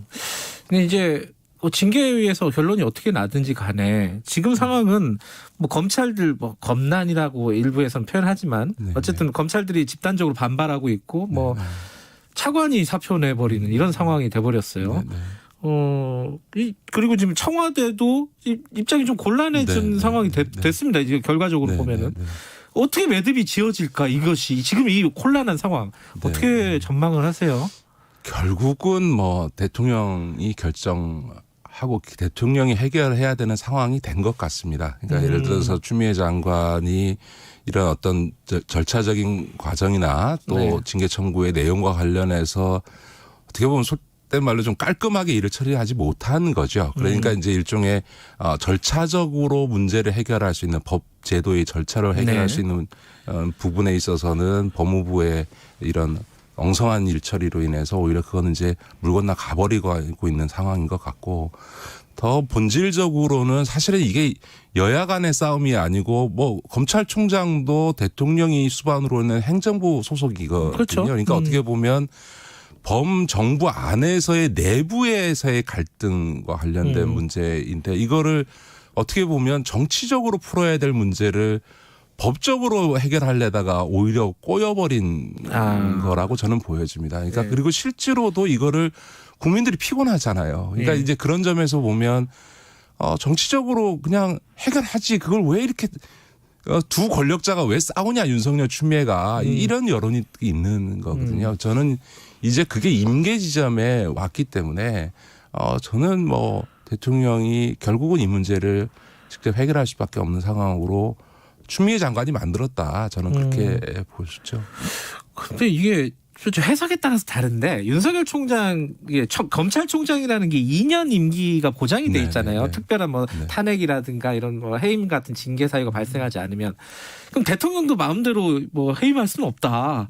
뭐 이렇게 해석하는 쪽도 있더라고요. 예, 그거에 대해서는 뭐 여러 가지 논란이 법적인 논란은 있습니다만 그 점과 관련해서는 지난 국정감사 때 윤석열 총장이 한 말이 있어요. 뭐라고? 예를 들어서 나는 대통령의 뜻을 전달받지 못했고 오히려 간접적으로는 흔들리지 말고 임기를 지키라는 말을 들었다. 이 말은 나는 다른 거에는 신경 안 쓴다. 그러나 임명권자에 대해서 나를 임명해 준 사람의 뜻에는 내가 따른다. 근데 나는 임명권자로부터 아무 얘기를 못 들었다는 얘기이기 때문에 저는 뭐 대통령의 의사표명이 나오면 윤 총장이 그럼에도 불구하고 버틴다. 이거는 저는 뭐 있을 수도 없고 윤석열 총장도 그런 태도는 아니지 않나 생각합니다. 예를 들어서 참여정부 때 노무현 대통령이 검사와의 대화에서 지도부에 대해서 불신임 의사를 밝히니까 그 다음 날로 그냥 총장이 사임 의사를 표명했지 않습니까? 임명권자이고 행정부의 수반이 당신을 못 믿겠다라고 하는 순간 이제 사표를 냈던 게 이제 그 당시에 2003년도 선례가 있고요. 그런 정도의 건은 대통령제 하에서 당연히 존중되어질 수 있다고 봅니다. 근데 지금 이제 추미애, 윤석열 두 사람을 계속 이렇게 놔두고 갈 수는 없지 않느냐. 이게 아까 이제 대통령이 매듭을 질 수밖에 없는 상황이라고 하셨는데 그러면은 뭐 간단하게 얘기하면 추미애가 나가든 윤석열이 나가든 둘 다 나가든 아니면 가만히 놔둘 수는 있나?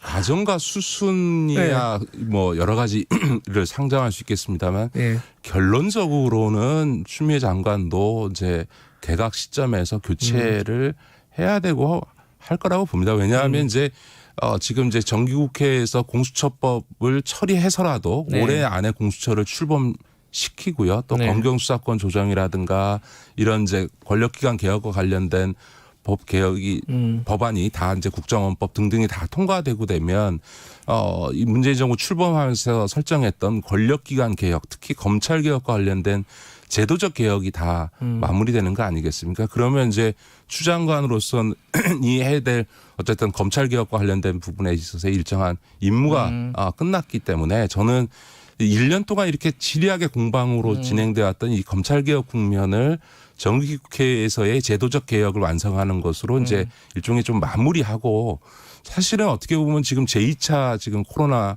팬데믹이 생겨서 3차 유행이 진행되고 있으니까 사실은 정부 입장에서도 이 코로나 방역과 경제 회복에 지금 진력을 해야 되고 거기에 지금 모든 노력을 맞추고 있는데 이거는 다 사라지고 지금 맨날 추윤 갈등만 지금 부각되는 이런 상황을 계속 가는 것조차도 정부 입장에서도 당정 모두가 다 부담인 거죠. 그러니까 이제 마무리할 때가 됐다. 그리고 이제 요즘 속된 말로 그 시중에서 그런 말 한다니까 막 고마해라. 막 저는 국민들의 마음이 고마해라. 그 말에는 다중적인 게 있는 거죠. 두 사람 다에 대해서인 것도 있고 이 상황에 대해서도 막 고마해라. 이런 거죠. 알겠습니다. 그 말씀하신 대로 그만하죠, 이 얘기. 그만하고 다른 얘기 좀 해볼게요. 이게 이런 그 갈등 상황 때문에 가려져서 중요한 법안들이 얘기가 제대로 잘 안 되고 있는데 그 중에 하나가 이해충돌 방지법입니다. 이게 국회에서 사실 논의가 된 지가 꽤 됐는데 이번에 국회법으로 바꿔보자 이래가지고 개정안이 올라왔다 그래요. 이게 제대로 다 가고 있는 거 맞습니까? 내용은 보면 어때요? 제가 지난번 그 방송에서 그런 말씀을 드렸는데 이해충돌 방지법은 이게 국회의원만이 아니고 185만 명의 공직자 및 공직 유관단체 종사하는 사람 모두를 포괄적으로 규정하다 보니까 국회의원들만을 대상으로 한 입법을 할 수가 없거든요. 근데 오히려 국회의원은 가진 권한이나 영향력을 보면 훨씬 더 강하게 규제할 필요가 있으니까 그걸 반영할 수 있는 게 이제 국회법이고 이런 포괄적인 이해충돌 방지법을 그 제정하려고 하면 시간이 많이 걸리는데 지금 국민적인 비판이 세지 않습니까? 그러면 일단 국회가 먼저 솔선수범해서 이해충돌 방지제도를 도입하는 모습을 보이는 게 중요하고 그런 점에서 국회법 선 개정하는 게 좋겠다는 말씀을 드렸는데 이제 그거를 이제 그 민주당에서 이제 수용을 해서 그 방향으로 가는 것 같습니다. 그래서 내용적으로는 필요한 것들이 다 담기지 않았나 싶어요. 그래요. 근데 이게 또 논란이 하나 있는 게 지금 열린민주당의 최강욱 의원이 법사위로 옮겼단 말이에요. 근데 재판을 받고 있어요. 그러면 이해충돌이냐? 이게 좀 약간 논란이 있더라고요. 이거 어떻게 봐야 됩니까? 예, 그러니까 이거는 이제 그 개인의 문제로 볼 문제는 아니죠. 왜냐하면 최강욱 의원만이 아니라 지금 법사위에 재판에 계류 중에 있는 의원이 한 4명쯤 있거든요. 패스트트랙이니 뭐 이런 것 때문에 조수진 그렇죠? 의원도 있고 뭐 박봉계 의원도 있고 박주민 의원도 지금 뭐 재판 받고 있고 이제 그런 점에서는 한 사람이 뭐 사보임했다고 너 이해충돌 야라고 얘기하는 거는 적절치 않고 원칙적으로 기준을 세워야 되겠죠. 그러니까 이번에 국회법 개정을 통해서 이해관계에 있는 상임위원회에 대해서 회피하거나 제척하는 제도가 돼 있고 또 직계 좀비속이 상임위 업무와 관련돼 있는 어떤 그 기관에 임직원으로 재직할 경우에는 아예 그 상임위원회를 못 가거나 아니면 그 상임위원회에서 하는 와 관련된 어떤 공공기관에 대해서는 일반 입찰이나 경쟁 입찰 외에는 수의 계약 같은 건 아예 못하게 이런 이제 소위 이해충돌 방지 장치를 다 만들었거든요. 그러면 그거에 따라서 원칙과 기준을 세워야죠. 그래서 시행령이나 시행 규칙을 통해서 예를 들어서 그 상임위 회피 제척에 대한 구체적 기준이 나와야 되거든요. 그럴 때 예를 들어서 재판에 계류 중인 자는 법사위원회 못 간다라고 정하면 최강욱 의원만이 아니라 모두가 다 똑같이 적용해야 되는 거고 그걸 허용할 거면 다 허용하는 거고 그런 거죠. 예를 들어서 이제 저는 원칙적으로는 재판에 계류 중인 사람은 법사위원회에서 회피하는 게 맞다고 보고요. 다만 그거를 일관되게 모두에게 같이 적용해야지 한 사람에게만 하는 건 적절치 않다고 보여지고 그러나 이제 변호사는 법사위를 가지 마라 이렇게 되면 사실은 법사위의 법률 전문가는 다 빠져야 되는 상황이 되잖아요. 그러니까 이게 국회에서 이해충돌이라고 하는 것도 사실 들여다보면 예를 들어서 노동조합 지도자 출신의 의원이 환노위 가지 마라. 이렇게 하면 이제 곤란한 거거든요. 그러니까 그런 것들을 조금 외부 전문가들의 의견을 들어서 이번에 국회법이 처리가 되면 구체적인 기준을 만들어야 되겠죠. 뭐 예컨대 의사 출신은 보건복지 가지 마라. 그럼 좀 얘기가 복잡해지니까 적절한 기준을 마련을 빨리 하자 이런 말씀이시네요.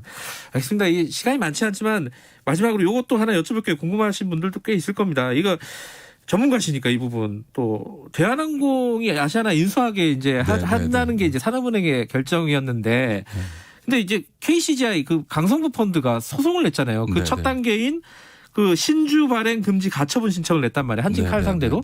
요거를 기각을 했어요.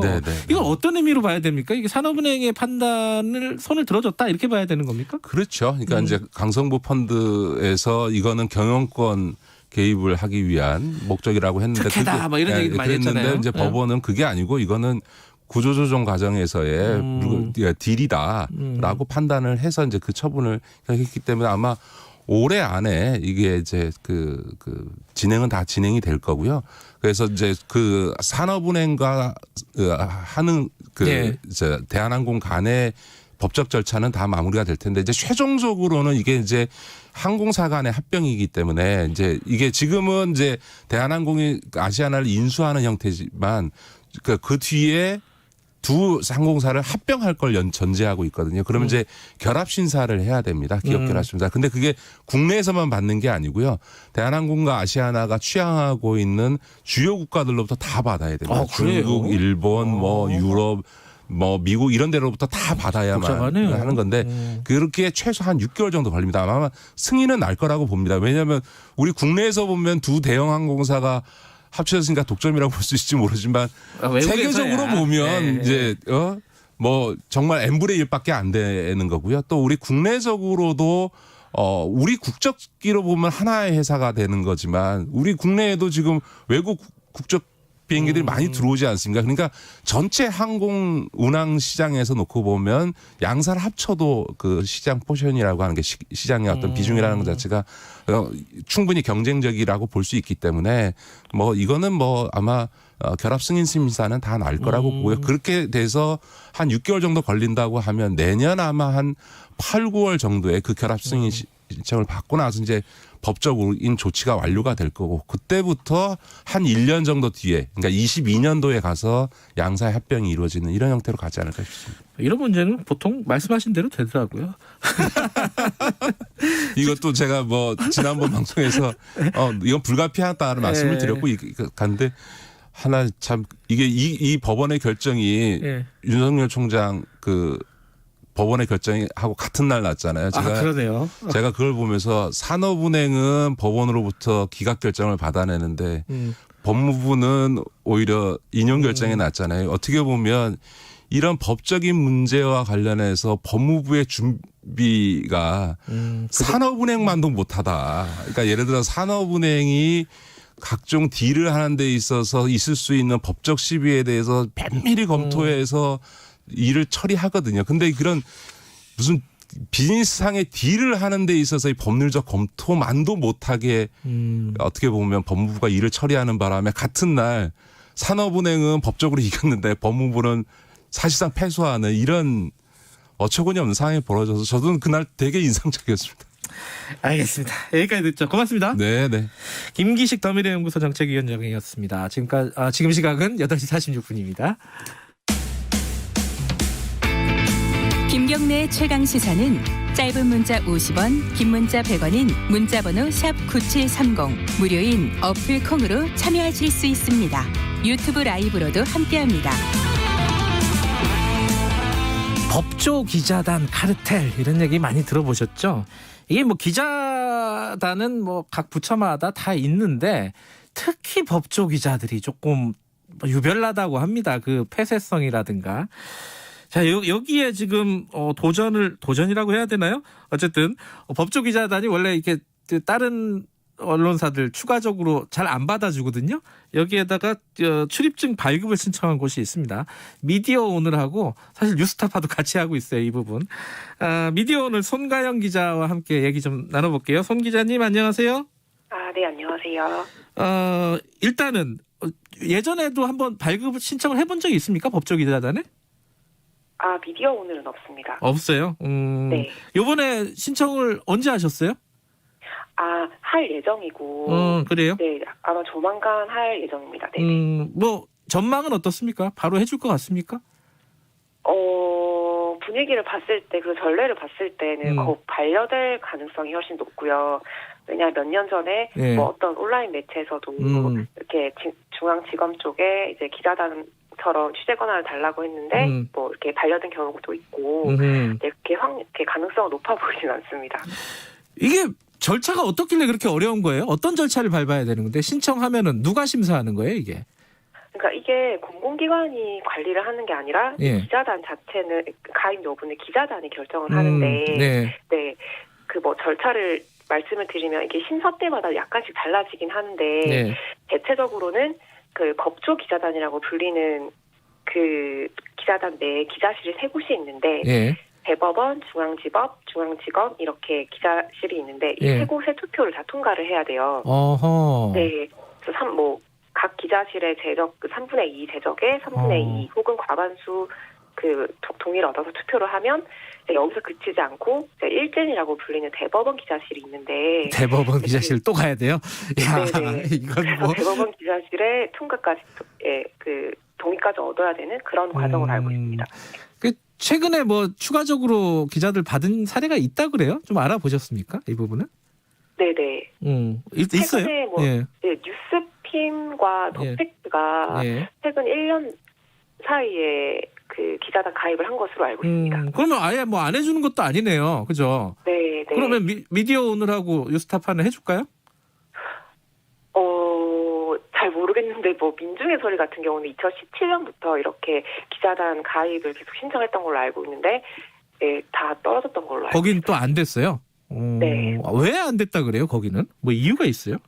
그러니까 이유를 몰라요. 아, 이유를 몰라요? 투표 자체가 정성평가기 때문에 그러니까 기자들이 그냥 하는 거고 왜 떨어졌냐에 대해서 뭐 그렇게 얘기를 하면서 이렇게 정하는 게 아니기 때문에 네. 지금 송가영 기자가 여기서 지금 뭐 법조 기자단 카르텔 이런 얘기 하면은 더 안 될 것 같은데. 그렇죠. 네. 이게 이렇게 좀 폐쇄적이고 독점적으로 운영하는 이유가 뭘까요?